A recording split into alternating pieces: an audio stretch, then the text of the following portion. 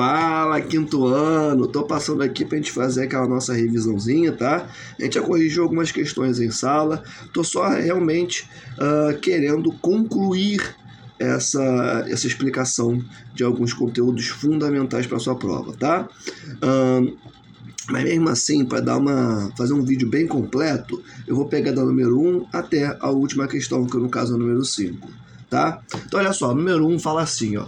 Diferencie fontes energéticas renováveis de não renováveis. Galera, olha só. Fonte, o próprio nome já diz. E se você não pegou essa resposta em sala, aproveita o que eu vou falar agora e já pode ir anotando, tá? Fontes energéticas renováveis são aquelas fontes que se renovam no tempo biológico. Dentro do tempo biológico. O que isso significa? Que nós, seres humanos, que seres, né, que têm mais ou menos o mesmo tempo de vida que nós, irão ver, né, que do nosso planeta, né, irão ver essas fontes energéticas se renovando na natureza. Porém, todavia, entretanto, quando falamos de fontes energéticas não renováveis, são fontes energéticas que não se renovam dentro do tempo biológico, que se renovam dentro do tempo geológico. E isso é muito importante. Por quê? Porque para o seu planeta, a Terra, toda fonte energética é renovável. Como assim, Almir? Olha só, o petróleo leva alguns bons anos, né? Algumas centenas, milhões de anos para se renovar a natureza. Só que o seu planeta tem 4,3 bilhões de anos. E um ser humano vive quanto tempo, mais ou menos? 78 anos? A média de vida de um brasileiro é de 77. E aí, 77, 76? Entende? Então, para nós, seres humanos, o petróleo é não renovável pra caramba. Agora, para a Terra, alguns milhões de anos não é nada. Não é absolutamente nada. Então, para o planeta Terra, para a natureza, toda e qualquer fonte energética é renovável. Agora, para nós que vivemos no máximo 77 anos, 76 anos, pô, em algumas localidades do Rio de Janeiro, o pessoal tem uma expectativa de vida de 54 anos. Bizarro, mas existe isso, sabe? Então, para nós, seres humanos, petróleo, carvão, mineral e gás natural são não renováveis. Nós não vamos ver esses recursos se renovando caso eles acabem. Agora o planeta vai. Entende? Então, fonte energética renovável é aquela fonte energética que se renova dentro do tempo biológico. Ou seja, nós, seres biológicos, nós, seres humanos, conseguimos ver estas fontes se renovando dentro do nosso tempo de vida. Agora, as fontes energéticas não renováveis são aquelas que se renovam dentro do tempo geológico. Ou seja, nós seres biológicos, seres orgânicos, nós seres humanos, não veremos essas fontes sendo renovadas. Beleza? Só para dar aquela recapitulada boa, né? Podemos ir agora para o número 2. Apresente exemplos de fontes energéticas não renováveis, dê características sobre elas. Cara, pensou em fontes energéticas não renováveis, você tem que pensar de primeiro em petróleo, carvão mineral e gás natural, tá? De maneira geral, essas três fontes energéticas são encontradas em localidades semelhantes, né? São bacias sedimentares ali, em que matéria orgânica vai se sobrepondo uma a outra ao longo de vários centenas de anos, tá? E leva à formação de petróleo, gás natural e carvão mineral, tá bem? Olha só, então a gente pode colocar o seguinte, que petróleo é a fonte mais utilizada, tá? Encontrado em depósitos subterrâneos, de novo, bacias sedimentares, beleza? E o gás natural a gente pode colocar que é a terceira fonte energética mais utilizada e também que ele é encontrado junto ao petróleo, tá? E por fim, carvão mineral, podemos colocar que a segunda fonte energética mais utilizada, que 37% da produção de energia mundial é centrada no carvão mineral e que é o mais poluidor. Tá? O carvão é o que mais polui, o que mais joga dióxido de carbono para a atmosfera, tá? Mas também é um dos que libera mais calor na geração de energia, por isso que é tão utilizado, principalmente na Europa, tá? E em tantos outros países ao redor do mundo. É muito poluente? É, mas libera uma quantidade de calor que dá para gerar tanta energia que a galera continua utilizando, tá? Então, assim, basicamente eu acho que essas características são as mais importantes, tá? Eu fiz uma listinha aqui para ir bem bonitinho para vocês, e é isso, gente, tá? De novo, essa questão nós fizemos em sala, tá? Tô só recapitulando. Show? 3.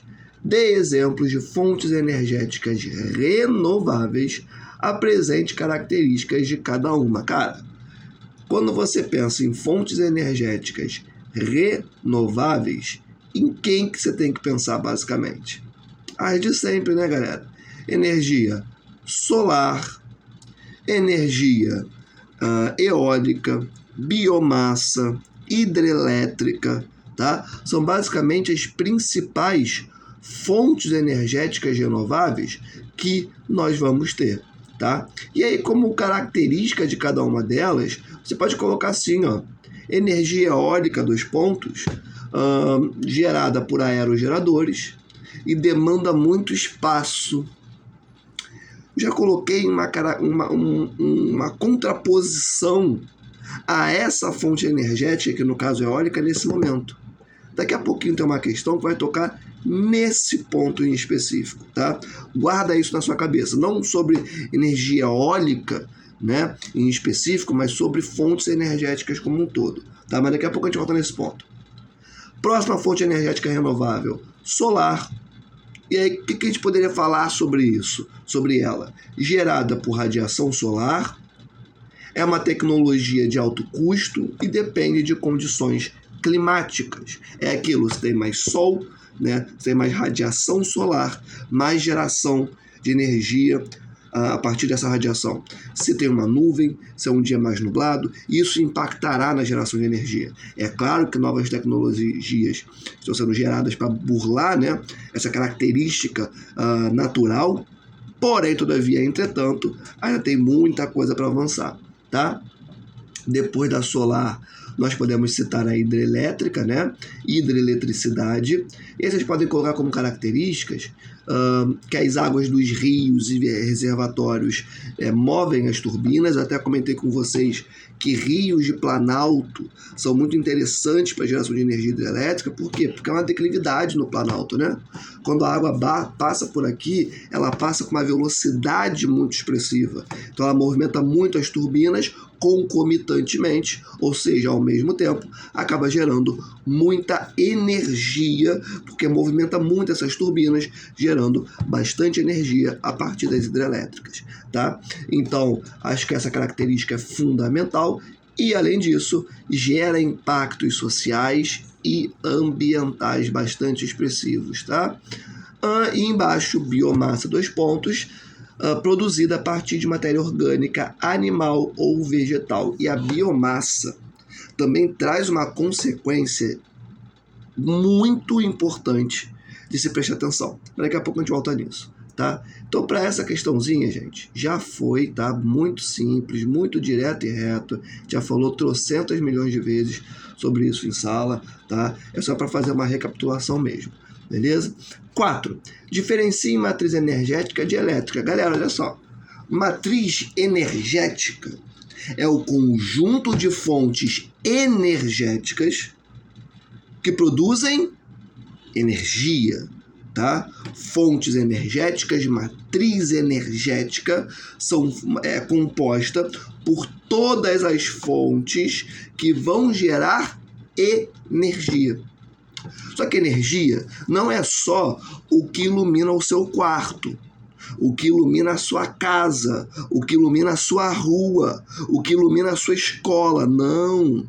Energia também pode ser o que faz o carro andar, O motor a combustão, quando acionado, ele desenvolve uma cadeia de eventos que fazem com que o carro se mova. Isso não é energia?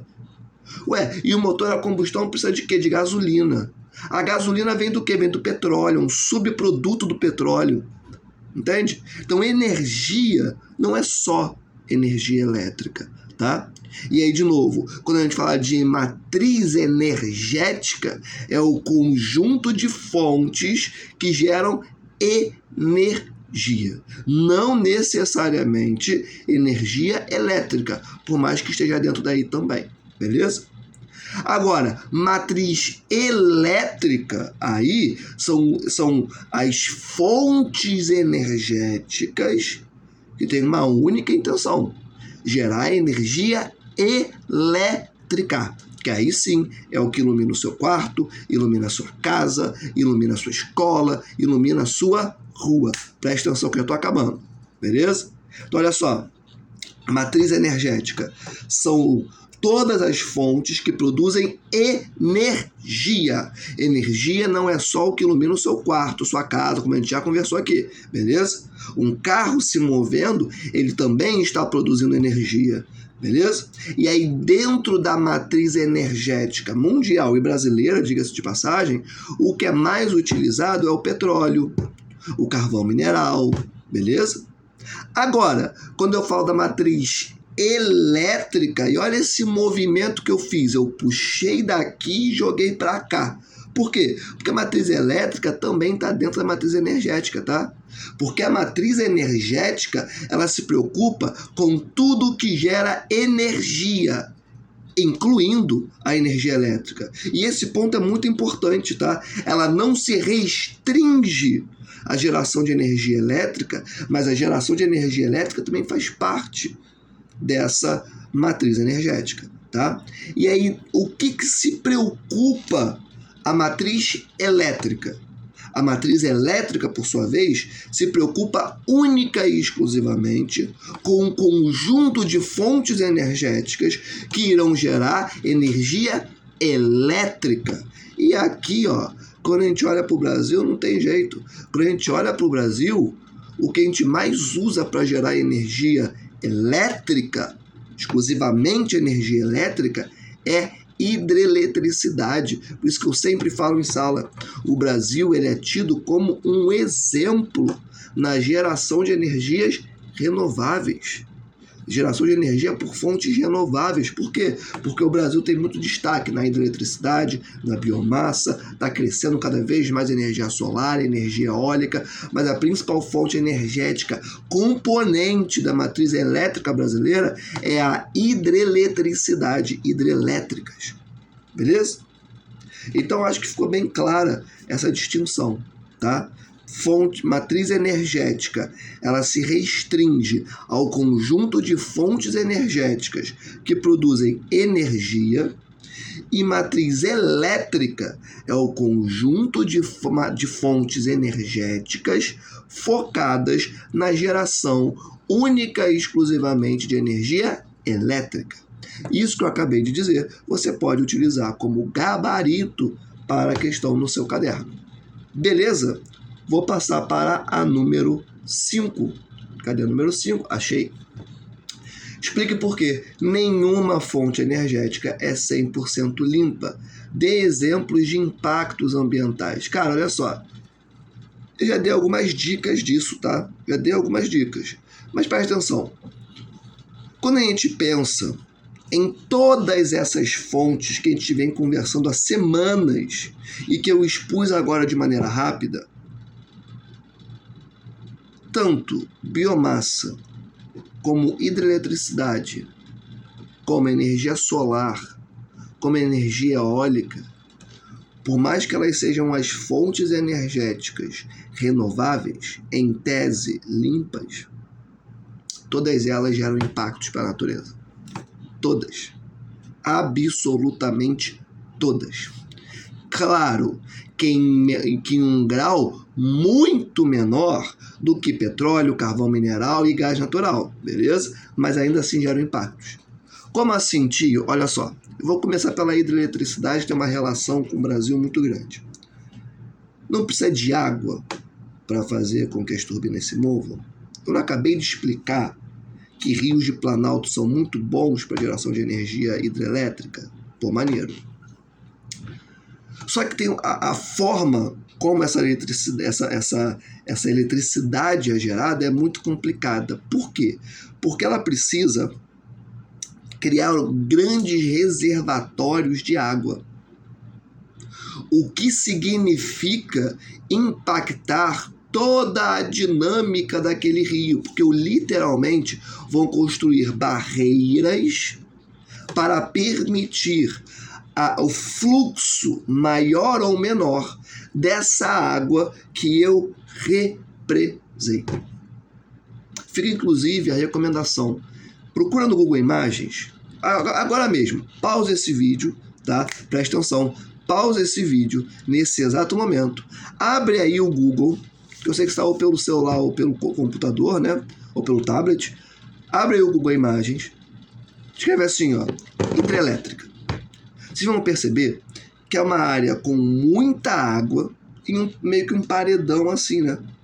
Com algumas turbinas e a água passando, movimentando essas turbinas. Já até mostrei isso em sala para vocês. Cara, de novo, isso vai impactar a dinâmica do rio. Porque o rio, na natureza, ele vai ter alguns limitadores do livre fluxo das suas águas, mas não no nível de uma hidrelétrica, sabe? E aí lá na frente você pode ter alguns eventos de seca, porque a água não está chegando na sua integridade lá no final. Entende? Isso vai impactar na agricultura, vai impactar no desenvolvimento de espécies animais e vegetais múltiplas, vai deixar o solo mais seco, sim, sabe? Então, uma série de questões, e não para por aí. O que mais pode acontecer, cara? É muito comum que para fazer essas hidrelétricas, áreas que já eram ocupadas por indígenas, comunidades tradicionais, precisem ser esvaziadas para que aquela área seja inundada e haja a possibilidade do aproveitamento dessa área para geração de energia hidrelétrica.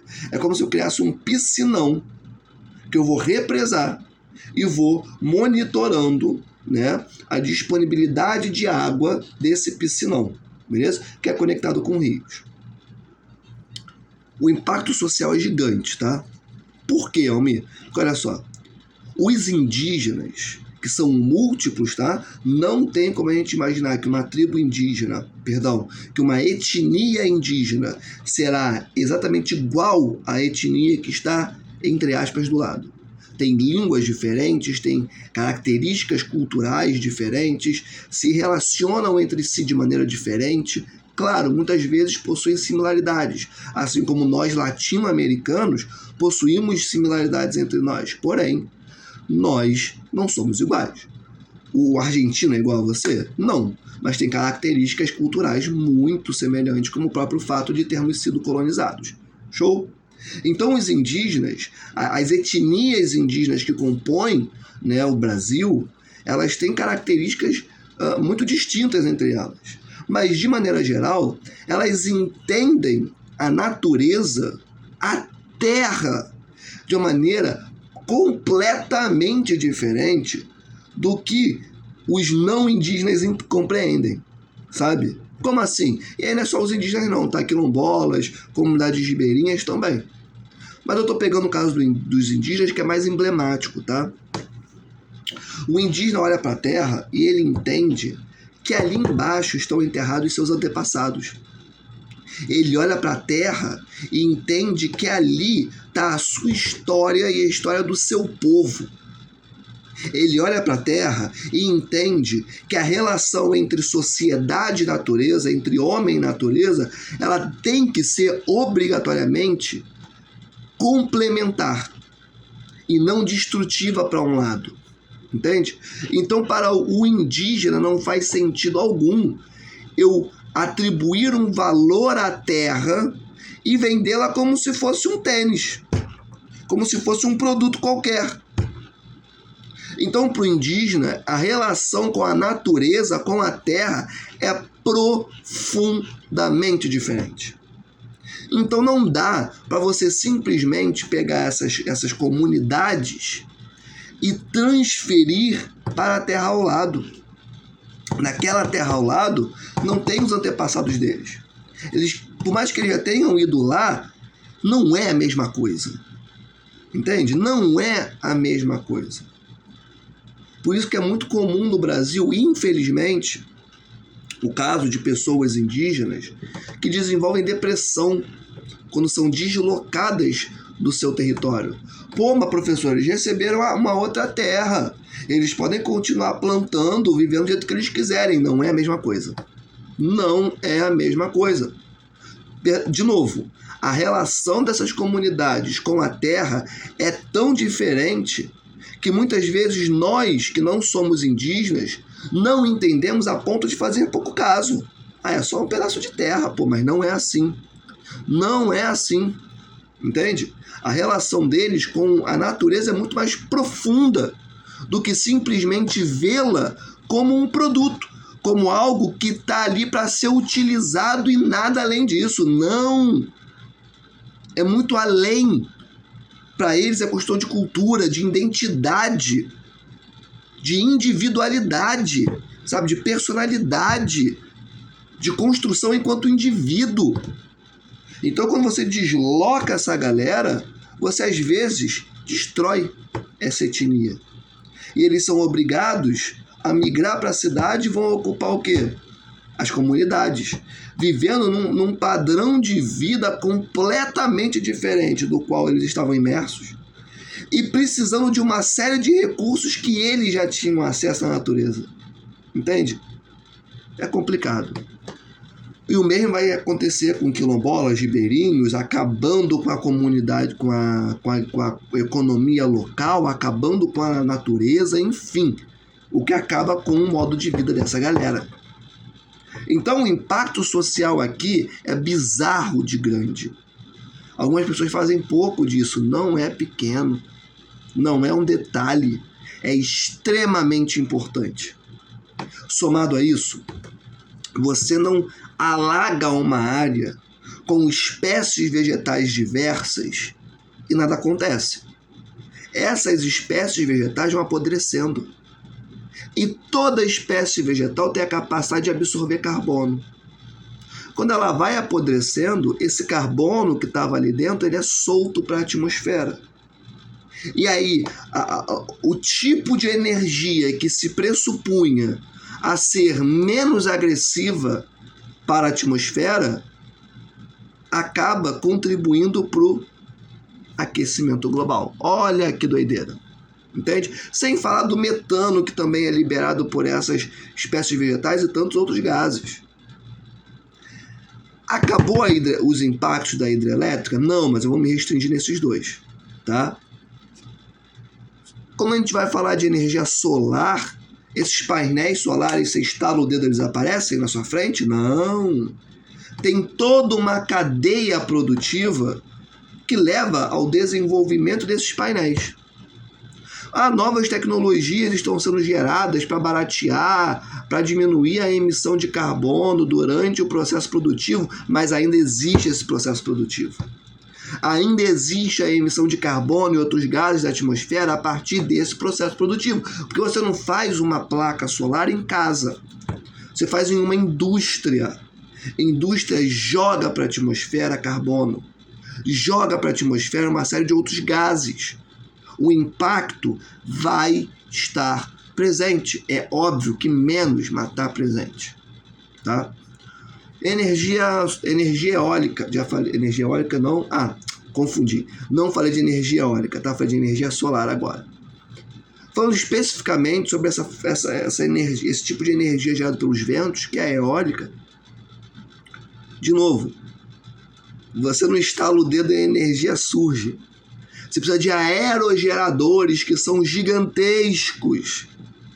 E aí você impacta, presta atenção, na própria dinâmica de aves que migram em alguns momentos do ano, não só aves, tá? Outras espécies animais também. Mas eu peguei aves como exemplo principal. Quando a ave está migrando de um ponto para outro e olha o aerogerador, ela não pensa, caramba, vou desviar dessa tecnologia que é para o ser humano gerar energia para ele. Não, ela passa no meio do aerogerador. O que acontece com ela? Ela é trucidada pela parada. Entende? E não é só uma, é duas, é três, é toda a galera que está migrando. Sabe? Então tem um impacto na dinâmica de espécies animais gigante. Sem falar que, para você fazer um campo de aerogeradores para gerar energia eólica, você tem que desmatar uma área gigante. E, de novo, toda espécie vegetal absorve carbono. Se você desmata, aquele carbono é solto para a atmosfera. Está impactando do mesmo jeito. Menos, mas está impactando. Sem falar no impacto ao solo, porque essas espécies não estão ali sem ter relação com o solo. Tem uma relação profunda com o solo. Tem uma relação profunda com os rios mais próximos. Tem uma relação profunda com toda a biota, todos os tipos de animais, espécies animais e vegetais que existem ali. É um ecossistema, tudo interligado. Se você desmata, você vai acabando com essa cadeia para colocar no lugar um aerogerador. E no ponto de vista social, além do aumento da concentração de terras na mão de poucas pessoas e de empresas, você tem um outro cenário que muitas famílias que vivem próximas a esses aerogeradores apontam que o barulho é ensurdecedor. Imagina você morar do lado de uma infraestrutura, tecnologia que fica girando 24 horas por dia, fazendo um barulho gigante. Se já é ruim morar do lado de bar com música, imagina ao lado de um aerogerador. Então, qualidade de vida esquece, sabe? E agora, beleza, fomos de hidrelétrica, energia solar, eólica e a biomassa, Almir. Quando você pensa em biomassa, uma espécie agrícola tem que vir direto na sua cabeça. Cana-de-açúcar. A biomassa que vai levar ao álcool, inclusive, tá?